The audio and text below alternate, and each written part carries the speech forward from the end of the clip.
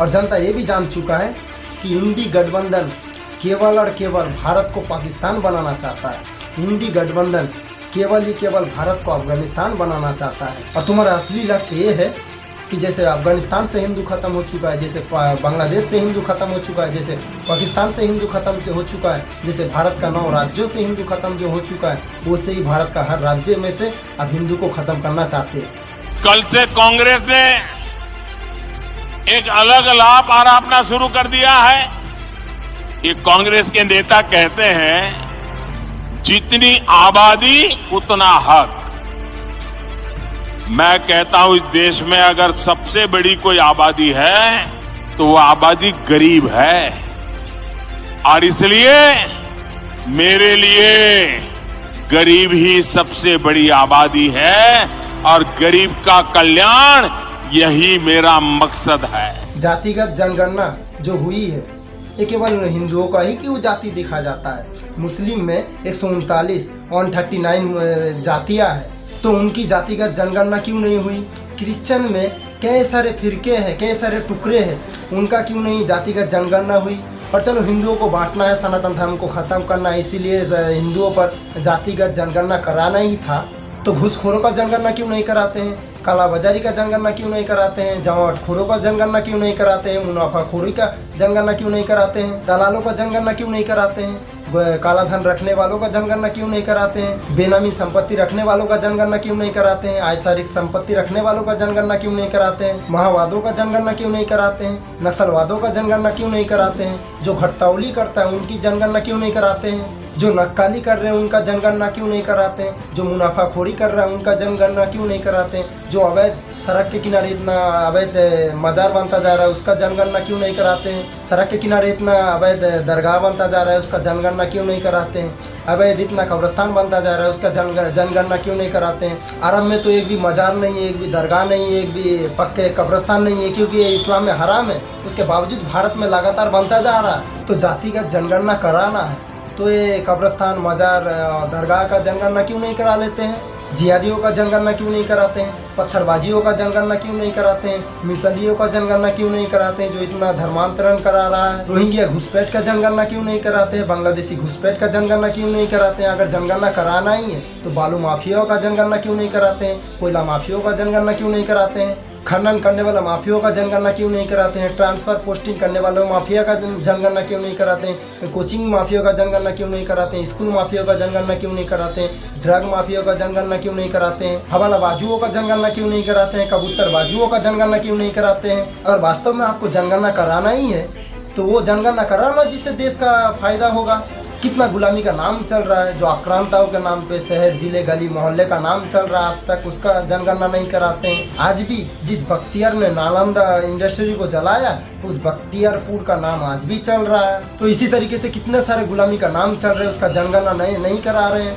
अयोध्या तो मुक्त हो गया, काशी, भद्रकाली, धार, ऐसे ना जाने कितने हवन मठ मंदिरों को अवैध कब्जा करके रखा है, तो उनकी जनगणना क्यों नहीं कराते हैं जो मुगल काल में तोड़े गए थे कि भाई इसको रिस्टोर करना है, इसका भी जनगणना कराना था। कि भाई गुलामी काल में जो इतना मठ मंदिरों को कन्वर्ट किया गया था, भाई गुलामी नाम का जनगणना नहीं कराते हैं, गुलामी निशान का जनगणना नहीं कराते हैं कि गुलामी कितना परंपराएं चल रहा है, गुलामी कितना रीति रिवाज चल रहा है, गुलामी का जो इतना कुप्रथाएं चल रहा है उसका जनगणना क्यों नहीं कराते हैं। कितना बहन बेटियां 3 तलाक से पीड़ित है, कितना बहन बेटियां तलाक हसन से पीड़ित है, कितना बहन बेटियां 4 शादी से पीड़ित है, कितना बहन बेटियां हलाला से पीड़ित है, उसका जनगणना क्यों नहीं कराते हैं। अगर जनगणना कराने का इतना ही शौक है तो भाई जनगणना कराओ ना। जो इतना कुरीतियाँ चल रहा है उसका जनगणना कराओ, जो इतना कुप्रथाएं चल रहा है उसका जनगणना कराओ। आए दिन रोजाना लव जिहाद हो रहा है उसका जनगणना कराओ, आए दिन रोजाना लैंड जिहाद हो रहा है उसका जनगणना कराओ। कितने गुलामी कानून चल रहा है उसका जनगणना क्यों नहीं कराते हैं। अगर वास्तव में आपको सुधार करना है तो गुलामी का नाम जो चल रहा है उसको हटाओ, गुलामी निशान जो है उसको हटाओ, गुलामी कथाओं को हटाओ, गुलामी कुप्रथाओं के खिलाफ कानून बनाओ, ये गुलामी पुलिस व्यवस्था जो है इसको बदलाओ। अगर वास्तव में आप चाहते हैं कि हमको समाज में कुछ बदलाव लाना है तो जातिगत जनगणना से कितना फायदा हो जाएगा। साल में तो 10,000 नौकरियां आती है, इससे ज़्यादा तो नौकरियां नहीं होती है। मैक्सिमम 10,000 नौकरियां निकलता है प्रदेश में, इससे ज़्यादा नौकरियां नहीं निकलता है। कलर से लेकर कलेक्टर तक, कांस्टेबल तक आप एवरेज आप मिला लो, 5 साल में लगभग 50,000 नौकरी निकलता है, इससे ज़्यादा नौकरी नहीं निकलता है किसी राज्य में। तो इससे अगर आपको लगता है कि जातिगत जनगणना करने से फायदा होगा तो उपाय तो मैं आपको बता रहा हूँ।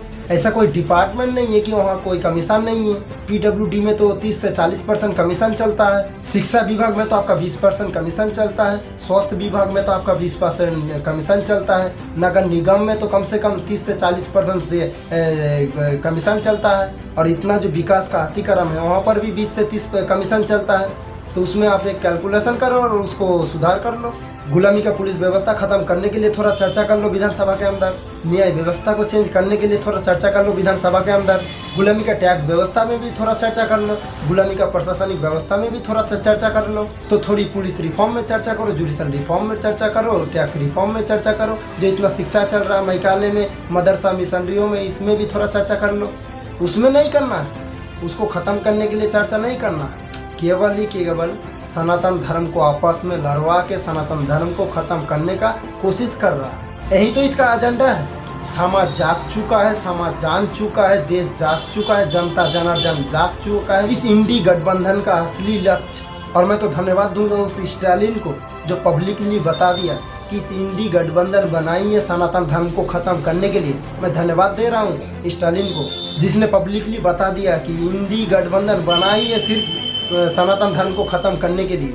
और बाकी ये राहुल गांधी ये तो नहीं बोल रहे थे, ये तो तिलक लगा के मंदिर जा रहे थे। और बाकी अखिलेश यादव वो भी तो मंदिर जा रहे थे, ये भी तो नहीं बोल रहे थे।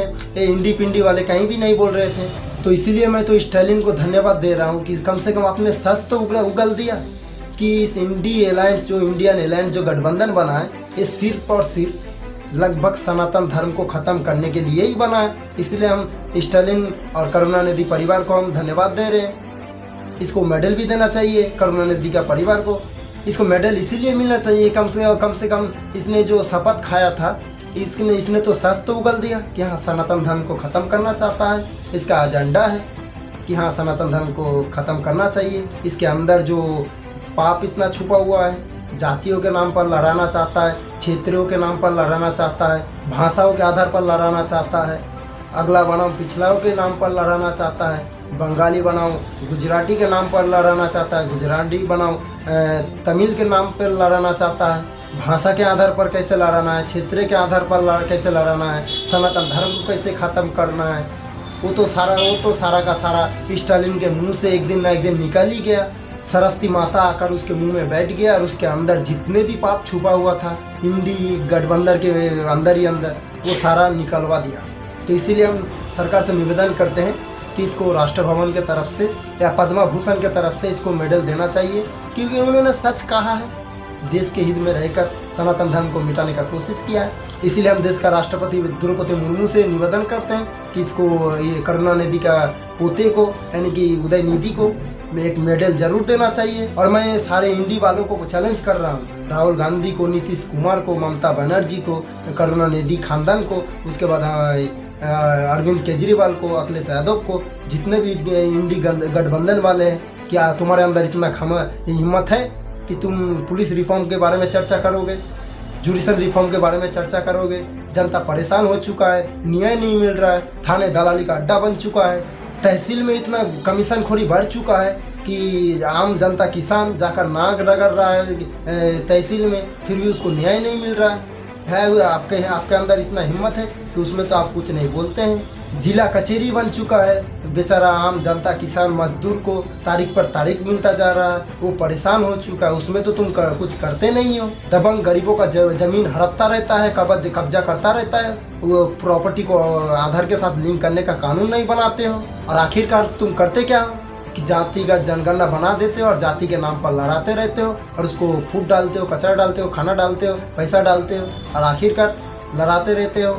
जो काम मुगलों ने किया, जो काम अंग्रेजों ने किया, वही काम तुम कर रहे हो। शर्म नहीं आती? अब तुम्हें शर्म आए चाहे ना आए, लेकिन जनता जाग चुका है, और जनता ये भी जान चुका है कि इंडी गठबंधन केवल और केवल भारत को पाकिस्तान बनाना चाहता है। इंडी गठबंधन केवल भारत को अफगानिस्तान बनाना चाहता है। इंडी गठबंधन भारत को बांग्लादेश बनाना चाहता है। और तुम्हारा असली लक्ष्य ये है कि जैसे अफगानिस्तान से हिंदू खत्म हो चुका है, जैसे बांग्लादेश से हिंदू खत्म हो चुका है, जैसे पाकिस्तान से हिंदू खत्म हो चुका है, जैसे भारत का 9 राज्यों से हिंदू खत्म जो हो चुका है, वैसे ही भारत का हर राज्य में से अब हिंदू को ख़त्म करना चाहते हो। तुम्हारा असली लक्ष्य, जैसे भारत का 200 जिला में से हिंदू खत्म हो चुका है, वैसे ही भारत का 750 जिला में से हिंदू खत्म करना चाहते हैं कि आपस में छत्री लड़ता रहे, वैश्य लड़ता रहे, वैश्य छत्री से लड़े, छत्री ब्राह्मण से लड़े, ब्राह्मण वैश्य से लड़े, और बीच में आकर तुम मजा लो, और मजा लेते हुए आप पैसा कमा लो, और पैसा कमाकर ऑस्ट्रेलिया में और अमेरिका में, लंदन में घर बना लो अपने लिए। और इसके अलावा क्या लक्ष्य है तुम्हारा? हम भारत का सभी युवाओं से कहना चाहते हैं, इसका मन भावना को देखिए, इसका करूरत को देखिए, इसका कर्तव्य को देखिए कि क्या कर रहा है ये भारत में। इंडी गठबंधन जो सनातन को मिटाना चाहता है, सनातन को ख़त्म करना चाहता है, हिंदुओं को ख़त्म करना चाहता है, भारत से हिंदुओं को भगाना चाहता है, भारत को पाकिस्तान बनाना चाहता है, बांग्लादेश बनाना चाहता है, अफगानिस्तान बनाना चाहता है। इसके अलावा इसका मिशन और कुछ नहीं है साथियों। इसका मिशन एक ही है, सनातन को भारत से ख़त्म करना है, हिंदुओं को भारत से भगाना है, या हिंदुओं को कन्वर्ट करना है, या हिंदुओं को मारना है, हिंदुओं को भगाना है। इसका ये मिशन है। इस मिशन को इन्होंने कंप्लीट करने के लिए इंडी गठबंधन जो पार्टी बनाया है, इसका जितने भी पार्टी 27 की 28 पार्टी मिलकर एक गठबंधन पार्टी बन रहा है, ये केवल सत्ता प्राप्त करके और सत्ता में रहे चाहे न रहे, लेकिन सनातन धर्म को लेकर टिप्पणी कर रहा है। और आज इसीलिए भारत का 200 जिला का डेमोग्राफी बदल चुका है, 300 तहसील की डेमोग्राफी बदल चुका है, 9 राज्यों से हिंदू खत्म हो चुका है। तो सोचिए कि प्लानिंग कितना दिन तक कीजिएगा। आज अगर हम बंगाल से प्लानिंग करेंगे, कल अगर हम उत्तर प्रदेश से प्लानिंग करेंगे, बिहार से प्लानिंग करेंगे, मणिपुर से जिस तरीके से प्लानिंग किया था, कश्मीर से जिस तरीके से 90 के दशक में प्लानिंग किया था, जिस तरीके से केरला से प्लानिंग कर रहा, कितना दिन प्लानिंग कीजिएगा।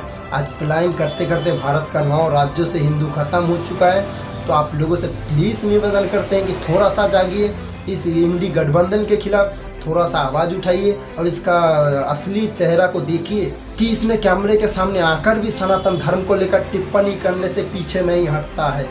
इन लोगों का कितना दुस्साहस हो चुका है पता नहीं। इन लोगों को बाहर से कोई इनके ऊपर राज करता है पता नहीं, लेकिन इन लोग भारत में रहेगा और भारत में 80% लोग जो कि सनातन धर्म को मानता है और उसी सनातन धर्म को ये मिटाने का कोशिश कर रहा है। तो साथियों, आप लोगों से प्लीज़ निवेदन करते हैं कि आप लोग अगर थोड़ा सा आवाज़ नहीं उठा पाते हैं, आंदोलन नहीं कर पाते हैं, प्रोटेस्ट नहीं कर पाते हैं, आंदोलन नहीं रास्ते पर नहीं उतर पाते हैं, तो ट्विटर में, फेसबुक में लिखिए। अपने अपने क्षेत्र में जो भी नेता है, वो नेता अगर कोई कुप्रथाएं कर रहा है, कुरीतियाँ कर रहा है, तो उसको लेकर आप पोस्ट कीजिए। तो आगे चलकर जो भी इस वीडियो में बताएं, इसके बारे में क्यों नहीं चर्चा होता है, इसको क्यों नहीं लागू करता है। तो साथियों, आप लोगों से प्लीज़ निवेदन करते हैं, थोड़ा सा आवाज़ उठाइए साथियों। आज अगर आवाज़ नहीं उठाइएगा, आज से 20 साल बाद भविष्य चेंज हो सकता है, और ऐसे चेंज हो जाएगा कि अपना घर में रहिएगा फिर भी अपना माँ बहन का इज्जत देखिएगा मिट्टी में मिल गया होगा। आप आज से 20 साल बाद सही सलामत रहते हुए अपने आप का बचाव नहीं कर सकते, अपने माँ बहन का बचाव नहीं कर सकते, अपने बाल बच्चों का, माँ बहन का रक्षा नहीं कर सकते, अपने सनातन धर्म का रक्षा नहीं कर सकते हैं। ये हम खुलेआम चैलेंज करके बता रहे हैं कि आज अगर आवाज़ नहीं उठाइएगा तो देखना आज से 20 साल 30 साल बाद क्या होने वाला है भारत का परिस्थिति।